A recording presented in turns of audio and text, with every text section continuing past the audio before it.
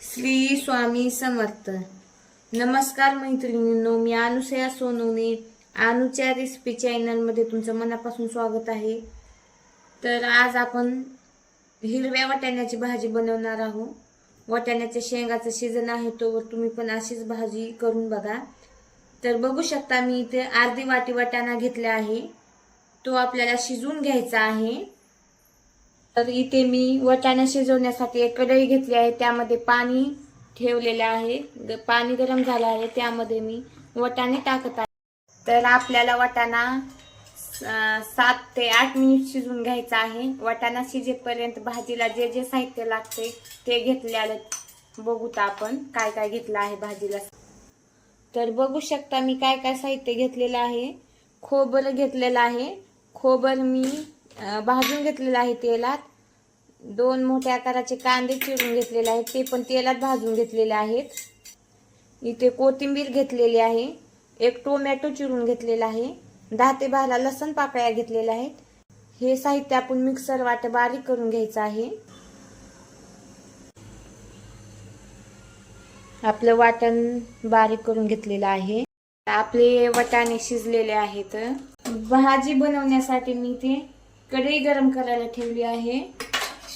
यामध्ये 3 टेबलस्पून तेल ऍड करायचे. तेल तापले आहे. यामध्ये 1 चमचा जिरे मोहरी टाकून घ्यायची आहे. जिरे मोहरी तडतडली की त्यामध्ये काही खारी मसाले टाकून घ्यायचे, तेजपत्ता वगैरे, कढीपत्ता, थोडी कोथिंबीर टाकून घ्यायची आहे.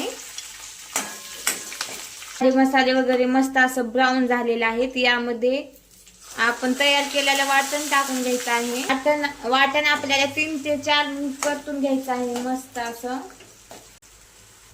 आपलं वाटण 3 ते 4 मिनिट मस्त असं परतलेलं आहे. यामध्ये काही सुके मसाले टाकून घेऊ.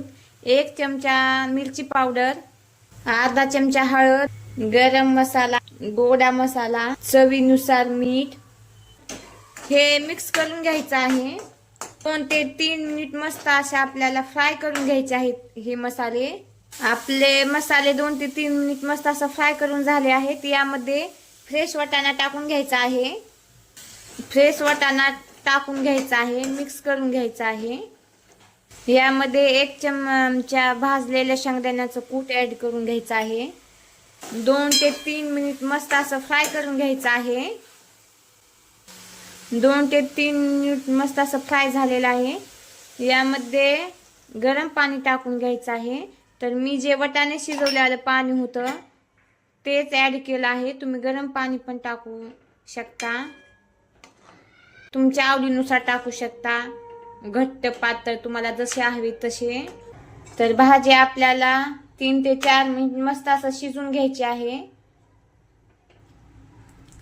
शिजून घेतलेली आहे. आपली भाजी तयार झालेली आहे. यावर बारीक चिरलेली कोथिंबीर टाकून घेऊता. या मस्त असे आपली भाजी तयार झालेली आहे.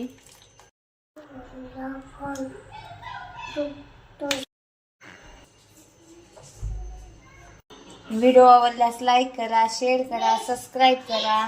अनुच्या रेसिपी चॅनलला सपोर्ट करा. धन्यवाद.